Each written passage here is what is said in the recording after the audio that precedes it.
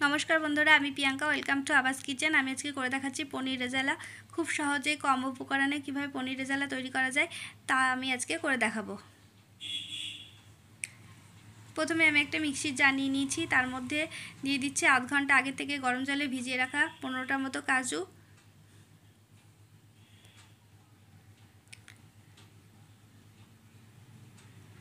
আর দিচ্ছি চার মগজ 2 টেবিল চামচ মতো, যেটা আমি আধ ঘন্টা আগে থেকে গরম জলে ভিজিয়ে রেখেছিলাম। আর দিলাম পোস্তটা 4 টেবিল চামচ মতো আধ ঘন্টা আগেই গরম জলে ভিজিয়ে রেখেছিলাম এবং জল সমেতই দিলাম, আর জলের ব্যবহার করব না।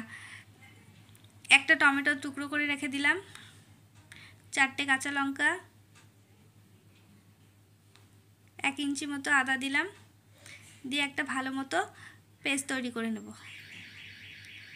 একটা সুন্দর পেস্ট তৈরি হয়ে গেছে।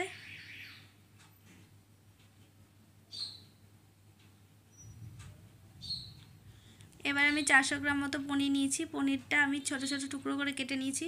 কড়াইয়ে তেল গরম হয়ে গেছে। এবার তেলের মধ্যে পনিরের টুকরোগুলো দিয়ে হালকা লালচে করে ভেজে নেব।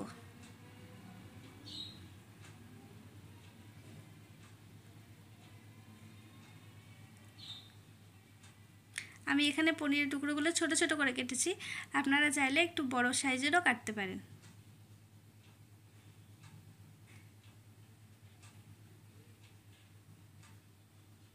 হালকা করে নাড়াচাড়া করে পনিরগুলো লালচে কালার এসে গেছে।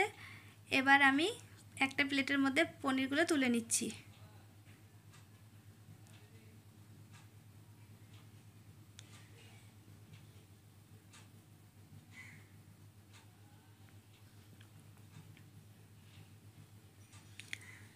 সামান্য একটু তেল কমিয়ে নিয়ে ওই তেলের মধ্যে একটা তেজপাতা,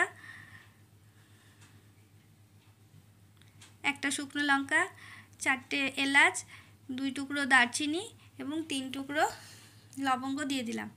ফোড়নটা একটু গরম হলে তার মধ্যে পেস্টটা দিয়ে দিচ্ছি।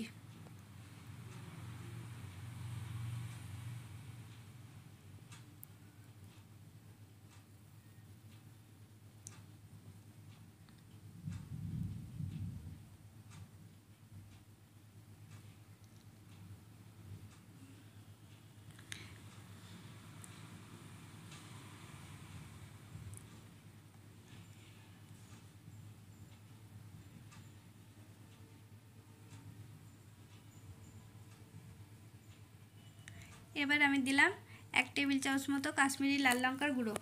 এটাতে ঝাল হবে না, কিন্তু কালারটা একটু সুন্দর আসবে।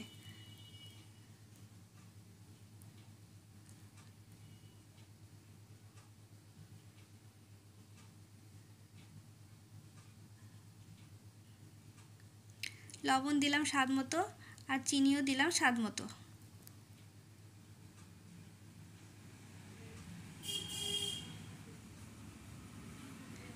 ভালো করে মশলাটা কষে গেছে। এবার আমি 2 টেবিল চামচ মতো টক দই দিলাম। টক দইটা আগের থেকে ফেটিয়ে ভালো করে দিতে হবে এবং টক দইটা দেওয়ার সঙ্গে সঙ্গে গ্যাসের ফ্লেমটা লো করে দিতে হবে, আর সঙ্গে সঙ্গে নাড়তে হবে যাতে টক দইটাও না ফেটে যায়। মশলার সাথে টক দইটাও ভালো করে কষিয়ে নিতে হবে, নেড়ে নেড়ে।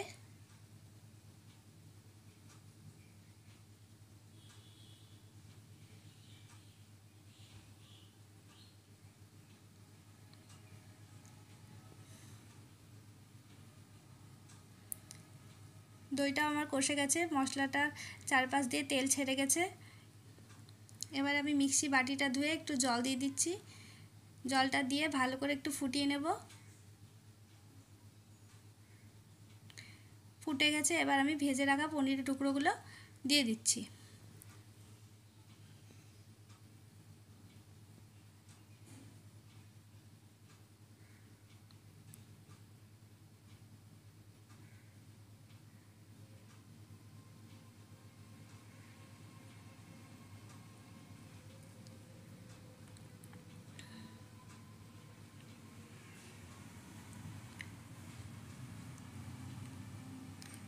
পনিরগুলো দিয়ে ভালো করে নাড়াচাড়া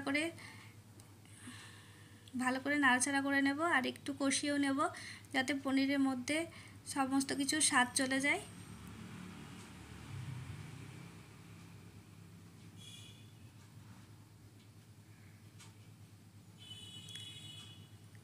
এবার আমি 1 কাপ জল দিলাম।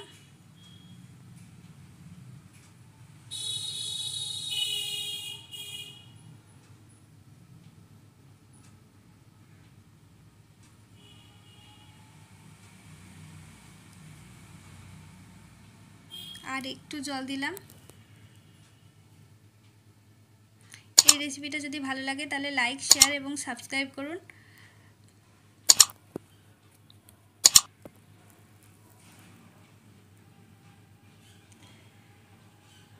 এবার আমি গরম মশলা দিয়ে দিলাম 1/2 টিস্পুন মতো।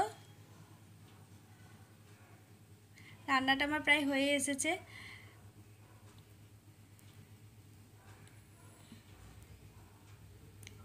এক টিস্পুন মতো গোলাপ জল দিলাম। আর 1 ড্রপ মতো দিচ্ছি মিঠা আতর। এই রেসিপিটা লুচি, পরোটা, ভাত, পোলাও, ফ্রাইড রাইস সমস্ত কিছুর সঙ্গেই ভালো লাগে। রেসিপিটা দেখার জন্য অনেক ধন্যবাদ।